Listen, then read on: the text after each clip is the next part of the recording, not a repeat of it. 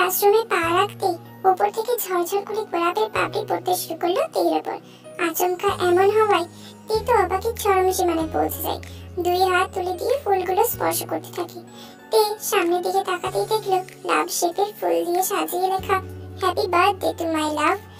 ধীরে ধীরে নিজের চোখ নিচ থেকে উপরে তুলতেই সামনের দিকে মানুষটির দিকে তাকায়। অ্যাশ কালারের শুট, ব্ল্যাক স্কিনি প্যান্টের সাথে কোমরে বাজ পাখি শেপের বেল্ট, ব্ল্যাক টি শার্ট আর অ্যাশ কালারের লেদারের কলার দেওয়া জ্যাকেট। সব সময় বুকে সানগ্লাস জড়িয়ে সিল্কি চুল আর শীতল চাহনি দিয়ে তাকিয়ে আছে। এই চাহনি দেখতে একদম শান্ত হলেও তের কাছে একটা ড্রাগসের থেকেও বেশি নেশাক্ত মনে হয়। এই দৃষ্টিতে যেন ড্রাগস মেশানো আছে। জাংকুকের চোখের উপর চোখ পড়তেই তে নিজের চোখ নামিয়ে নেয় আর নিজের দুই হাত দিয়ে শক্ত করে জামা চেপে ধরে। জাংকুকের দৃষ্টি এতটা ওকে কেন এফেক্ট করে বুঝতে পারে না ও। হাজার চেষ্টার মাঝেও জাংকুকের চোখে চোখ রাখতে ব্যর্থ হয় তে। তের এমন অবস্থা দেখে জাংকুকের ঠোঁটে বাঁকা হাসি ফুটে উঠল। এক কদম দুই কদম করে এগিয়ে আসতেই তেও আস্তে আস্তে পেছাতে শুরু করে। কিন্তু তে আর বেশি দূর পেছাতে পারল না, কারণ দেওয়াল আটকে দিয়েছে ওকে। জাংকুক একদম সামনে এসে দাঁড়ায় তের। তারপর মুখ ফুটেই বলতে শুরু করে এক উজ্জ্বল হাসি নিয়ে, হ্যাপি বার্থডে মাই লাভ।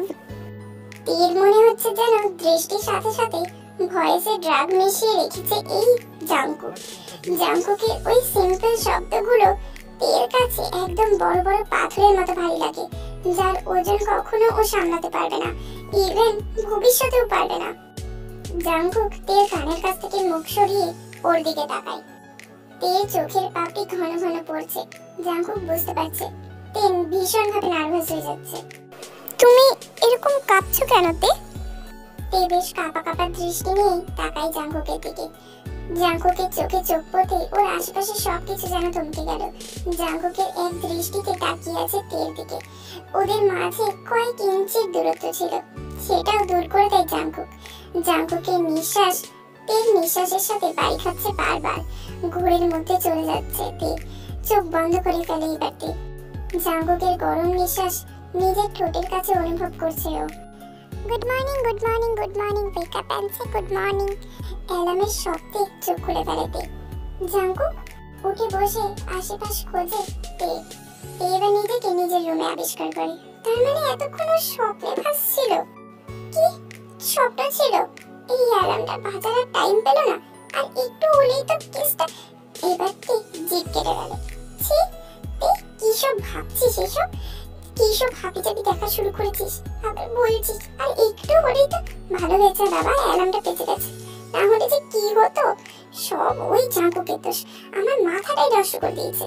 ওকে নিয়ে ভাবতে ভাবতে এখন হাবি জাবি স্বপ্নও আসা শুরু করে দিয়েছে। দূর ভালো লাগে না। এইসব বিড়বিড় করতে করতে ওয়াশরুমে চলে যায়।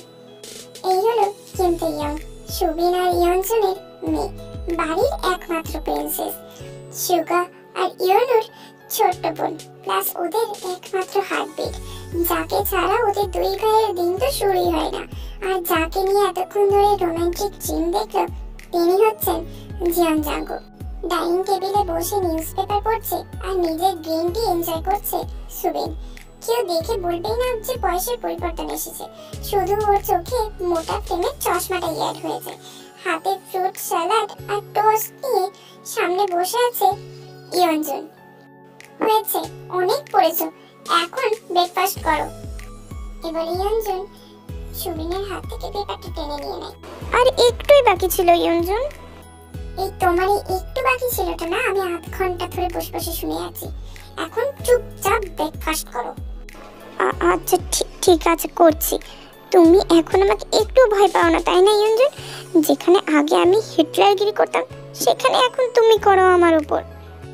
বলে রাখা ভালো, সুবিন তার যৌবনকালে এক মাফিয়া ছিল, সাথে একজন পারফেক্ট বিজনেসম্যান। তবে ইয়নজুন লাইফে আসার পর থেকে সুবিন এসব ছেড়ে দেয়। আর এখন শুধু ও চুপচাপ বসেই থাকে ঘরে, কারণ ওর বিজনেস সামলানোর জন্য তো রয়েছে ওর বড় ছেলে সুগা। বাবা ঢং দেখলে আর বাঁচেনি, ভয় পাব কেন? তুমি বাঘ না ভাল্লুক যে আমাকে মেরে খেয়ে নেবে? আর যেখানে আগের দিনের কথা একটুকু বুঝে নাও, আগের দিনের কথা বাঘে খেয়েছে মিস্টার সুবিন। এখন তুমি এই ফ্রুটগুলো সব শেষ করে চুপচাপ, আর আমাকে উদ্ধার করো খেয়ে। হ্যাঁ, কথাটা সত্য বুঝলে ইয়ঞ্জন। সত্যি পুরুষ যত বড় মাফিয়া হোক না কেন, বউয়ের সামনে ভিকি বিল্লি হতেই হয়। আচ্ছা ইয়ঞ্জন, মামুনি ওঠেনি এখনো? জানি না তো, হয়তো উঠেছে। দাঁড়াও আমি ওর রুমে গিয়ে চেক করে আসি। আর সুগার ইয়নো ওরা?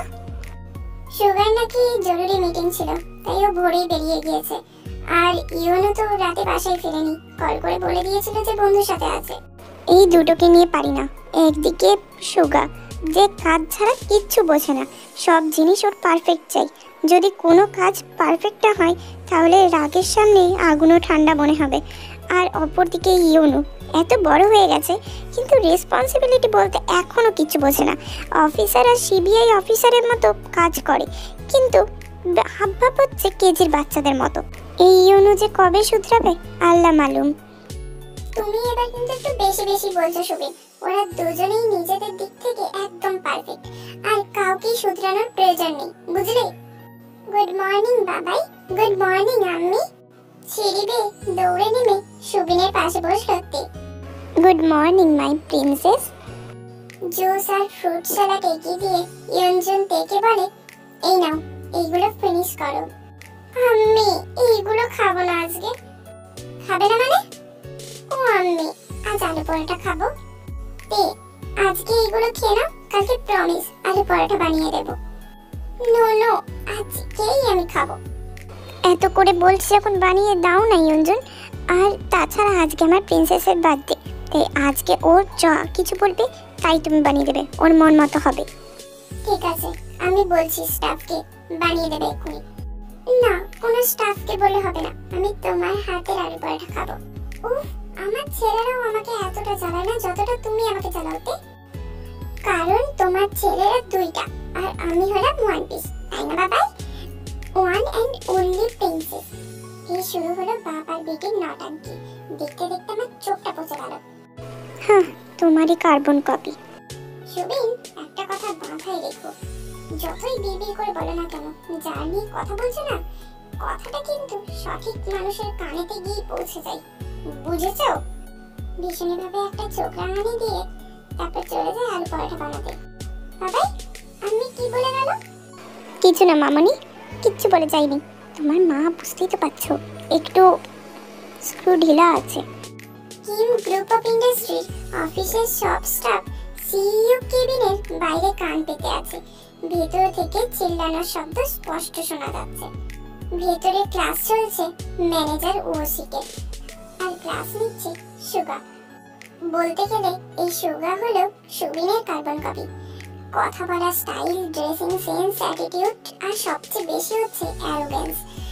এই সুগা নিজের আশেপাশে সব জিনিস পারফেক্ট চাই। ওর দুটো জিনিস সবচেয়ে অপছন্দের। প্রথম হচ্ছে বেশি কথা বলা, আর বেশি কথা বলা মানুষদের তো একদমই পছন্দ নয়। আর দ্বিতীয় হচ্ছে সময় নষ্ট করা। যারা সময়ের মূল্যই দিতে জানে না, সুগার কাছে তারা দুনিয়ার সব থেকে ইউজলেস পারসন। সব কিছু রুটিন মাফিক ওর পছন্দ। ম্যানেজারের মুখের উপর কাগজগুলো ছুঁড়ে মারলো সুগা, আর ম্যানেজার সাহেব তো প্রতিবারের মতো মাথা নিচু করেই দাঁড়িয়ে আছেন। অবশ্য ভুল করেছেন, যেহেতু সুগার রাগ তো সহ্য করতেই হবে। আজ তোমার এই একটা ভুলের জন্য এত বড় একটা কন্ট্রাক্ট আমাদের হাত থেকে যেতে নিয়েছিল। Do you have any idea যদি আমি ফাইলটা চেক না করতাম তাহলে কি হতো? ম্যানেজার মাথা নিচু করেই রয়েছে দেখে সুগার তো আরো রাগ বেড়ে যায়। Say something, damn it. ও কিছুটা কেঁপে ওঠে, তারপর আমতা আমতা করে বলতে শুরু করে। Sorry sir. আর ম্যানেজারকে মাঝ রাস্তাতেই থামিয়ে দেয় Suga. I don't want your stupid sorry, just go. গিয়ে নিজের অন্য কোথাও জব খোঁজো। এই কিম গ্রুপ অফ ইন্ডাস্ট্রি তোমার জন্য নয়, গো। হয়েছে সুগা, ভুল হয়ে গেছে, ক্ষমা করে দাও এইবারের মতো।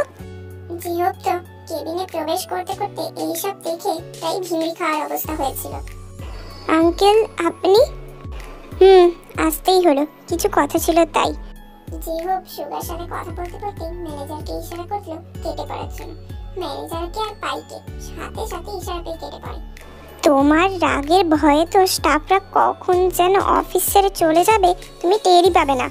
আঙ্কেল আপনিও না? আচ্ছা বলেন, কি বলবেন? না থাক, এখন বলবো না, রাতে পার্টিতে তোমাকে সারপ্রাইজ দেব। কি এমন পেশেন্স মাই বয়। ওকে, এখন তাহলে আমি আসি। এ বলে জিহব সেখান থেকে চলে যায়। জিহব হলো সুবিনের বিজনেস পার্টনার। বর্তমানে সুগা বিজনেস হ্যান্ডেল করছে, তাই সুবিন আর জিহব সব দায়িত্ব সুগার উপর দিয়ে দিয়েছে। স্টাফরা ফোন করে ডাকিয়ে এনেছিল জিহবকে, কারণ উনি ছাড়া এই মুহূর্তে সুগাকে কেউ ঠান্ডা করতে পারবে না। 4 বোতল ভোটকা কাম মেরা রোজ কা। গান গাইতে গাইতে নিজের বাইকের ওপর উঠে বসে ইয়োনো। সারা রাত ফ্রেন্ডের সাথে পার্টি করে এখন বাসায় ফিরছেন জানাব। এই হলো ইয়োনো। দেখতে একদম ক্যান্ডি বয়, কিন্তু কাজ একদম ডেঞ্জারাস লেভেলের। যে কোনো বাইক স্টান্ট চোখ বন্ধ করেই করতে পারে ও। বাইক ওর কাছে ওর গার্লফ্রেন্ডের থেকেও বেশি প্রিয়, নিজের প্রথম ভালোবাসা যাকে বলে আর কি। 3 মাস ধরে সিবিআই যোগ দিয়েছে। ইয়োনো নিজের বাইকে বসে হেলমেট পরতে শুরু করে। হঠাৎ কে যেন ইয়োনোর পেছনে উঠে বসে। What the K? ইয়োনো পেছন ফেরার আগে ওর মাথায় গান তাক করে ওই মানুষটি। তারপর বলে, পেছন ফেরার সাহস করলে সব কটা বুলেট মগজে ঢুকিয়ে দেব। ইয়োনো সিবিআই অফিসার হয়েও ভয়ে পিছনে ফিরল না, স্টিল হয়ে সামনেই তাকিয়ে রইল। কণ্ঠটা একটা মেয়ে ছিল। মেয়েরই কণ্ঠ শুনে কিছুটা অবাক হয়েও তাও নিজেকে সামলে বলে, দেখেন মিস আর মিসেস যাই হন না কেন, আপনি আগে গানটা শোনেন। আর কে আপনি এভাবে?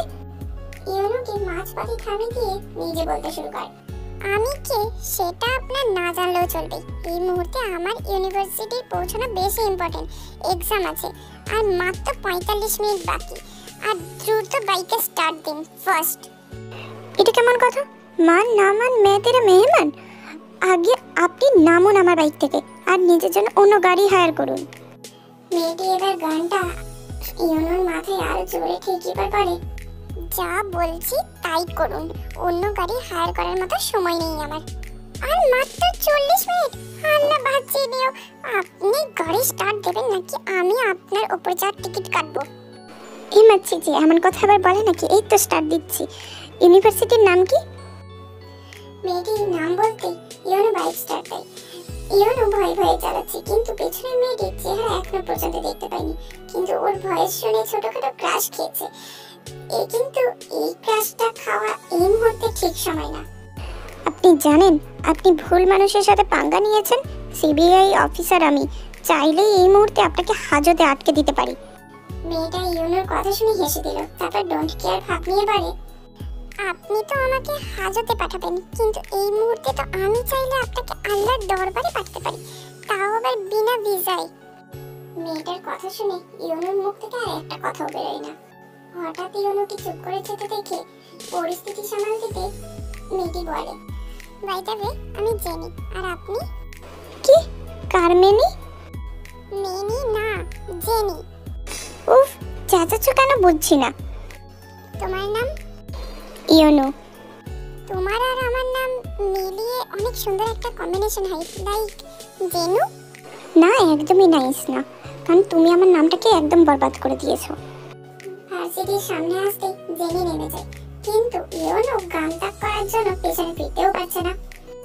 একটা কথা বলি তোমায়, তুমি না দেখতে একদম ক্যান্ডি বয়ের মতো, কিন্তু তোমার মধ্যে একটা জিনিস মিসিং আছে। কি জিনিস? ব্রেন। জেনি একটা দুষ্টু হেসে নিজের হাতের গানটা ইয়োনোর হাতে ধরিয়ে দিয়ে দৌড়ে ভার্সিটির মধ্যে চলে যায়।